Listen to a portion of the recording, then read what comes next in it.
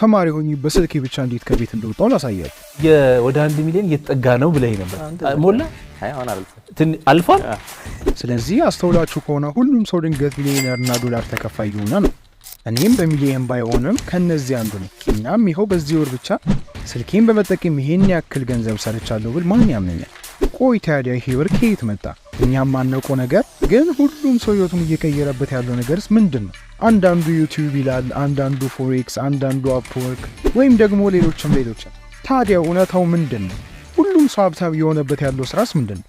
እንግዲያውስ ስለ ሚሊዮኖቹ ሌላ ጊዜ እናወራለን። ስለ ሺዎቹ ግን አሁን እናውራ። ስለዚህ አስተውላችሁ ከሆነ እንደምታውቁት የአብዛኛው ሰዎች ምንጫቸው ኦንላይን ቢዝነሶች ናቸው። ነገር ግን አብዛኛው ሰው ኦንላይን ቢዝነስ ሲባል ዩቲዩብ ላይ ሰርች ስታደርጉ የሚመጡላችሁ ቪዲዮዎች በማየት $500 ወይም ደግሞ ጌም በመጫወት $300 ምናምን የሚሉት ይመስላል። ነገር ግን እነዚህ በአንድም በሌላም እንደምትረዱት ወይ ጭራሹን አይከፍሉም፣ ወይ ካሉት ይልቅ በጣም ትንሽ ነው የሚከፍሉት፣ ወይም ደግሞ ክፍያው ላይ ስትደርሱ መስራት ያቆማሉ። አዎ በአጭሩ ሁሉም ሳትነፍ።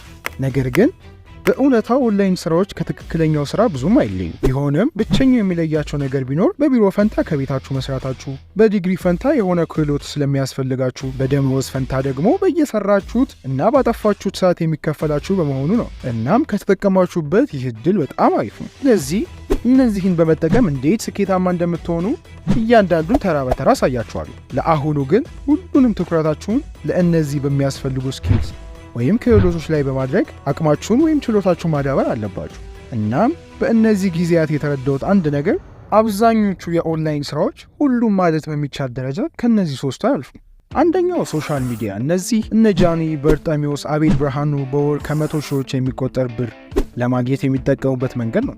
እሱም ሶሻል ሚዲያ ላይ ዩቲዩብ፣ ቲክቶክ፣ ኢንስታግራም ወይም ፌስቡክ ላይ የራሳችሁን አንድ ቻናል ከፍታችሁ ከእነሱ በተለያየ ማስታወቂያዎች ወይም ደግሞ ራሱ አፕሊኬሽኑ በተከታያችሁ ወይም በእይታ ማለትም በቪው በሚከፍላችሁ ብር ገንዘብ መስራት ነው። እውነታው በዓለም ላይ 2 ታዋቂና አዋጭ ቢዝነሶች አሉ። እነርሱም አንደኛው ፕሮዳክሽን እና ሁለተኛው ደግሞ አድቨርታይዝመንት ናቸው። ፕሮዳክሽን ማለት እንደገመታችሁት የራሳችሁን አንድ ነገር ማምረት ነው።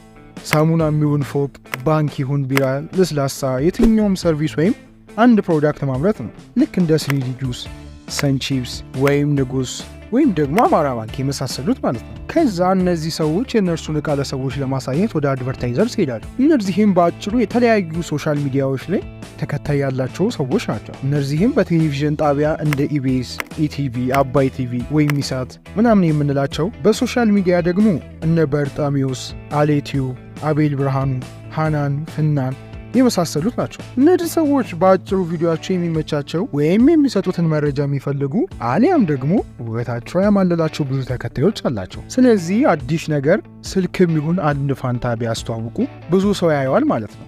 እናም የመግዛታቸው እድል ሰፊ ነው። ስለዚህ የተለያዩ ድርጅቶች ዕቃዎቻቸውን በብዙ ሺህ ብር እየከፈሉ ለእነዚህ ሰዎች ፎቶ እንዲነሱ የሚሆን ቪዲዮ እንዲሰሩበት ያደርጋሉ። ጉድ እኮ ነው ለፎቶ። ሁለተኛው የኦንላይን ስራ ደግሞ ሰርቪስ ወይም አገልግሎት መስጠት ነው። ይህ ደግሞ እነ ናስኔል ሚሊዮነር የሆኑበት ነው። እርሱም የተለያዩ አገልግሎቶችን በክፍያ ካላችሁበት መስጠት ነው። ለምሳሌ ቪዲዮ ኤዲቲንግ፣ ግራፊክ ዲዛይን፣ ተምብኔል ዲዛይን፣ ትራንስሌቲንግ ምናምን የሚባሉትን በፍሪላንስ በመጠቀም እና አፕወርክ፣ ፋይቨር ላይ በመስጠት በእነርሱ በሰዓት ወይም በስራ ገንዘብ መስራት ነው። ገንዘብን እንደዚህ በቀላሉ። በመጨረሻም ደግሞ ሴልስ ነው። ይህ ደግሞ እነ አብ ማርሻል ሚሊዮነር የሆኑበት ነው። በአጭሩ ኦንላይን ላይ የተለያዩ ነገሮችን በተለያዩ ሁኔታ መሸጥና ማሻሻጥ ነው። ደላላ መሆን ማለት ነው። በዚህ ሰዓት የትኛው ተመራቂ ነው እንደ ደላላ ገንዘብ የሚሰራው? ገንዘቡን ከፈለጋችሁ እናንተ በራሳችሁ መንገድ ድለላውን ማውጣጣፍ ትችላላችሁ። ይሁን ካላችሁ በሴልስ ውስጥ የሚሰሩ ኦንላይን ቢዝነሶችን እናሳያሉ። ለምሳሌ ድሮፕ ሺፒንግ፣ አፍሌት ማርኬቲንግ፣ ሶሻል ሚዲያ ማርኬቲንግ፣ ፎሬክስ ትሬዲንግ፣ ፔንቲፋይ የመሳሰሉት የምንላቸው የሚገኙት በዚሁ ወይም በሴልስ ውስጥ ነው።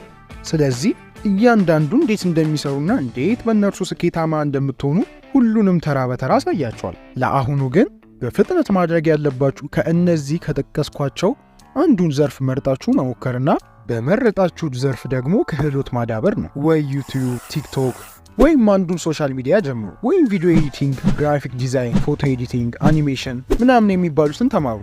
እነዚህንም በቀላሉ የዩቲዩብ ቪዲዮዎችን በማየት መማር ትችላላችሁ። አይዟችሁ፣ ለዚህ ወረቀት አያስፈልግም። ወይም ደግሞ ኦንላይን ሴልስ ወይም ሽያጭ ላይ ተቀላቀሉ። እነዚህን ማወቅ ከፈለጋችሁ በአጭር ኮርሶች መማር ትችላላችሁ። እነዚህን አንዱን ከተማራችሁ በኋላ እንዴት የመጀመሪያውን ብራችሁ እንደምትቀበሉ በቀጣይ ቪዲዮ የምናይ ይሆናል። ይህ መተዋወቂያችን ነው። ስላስተዋወቅኳችሁ ደስ ብሎኛል።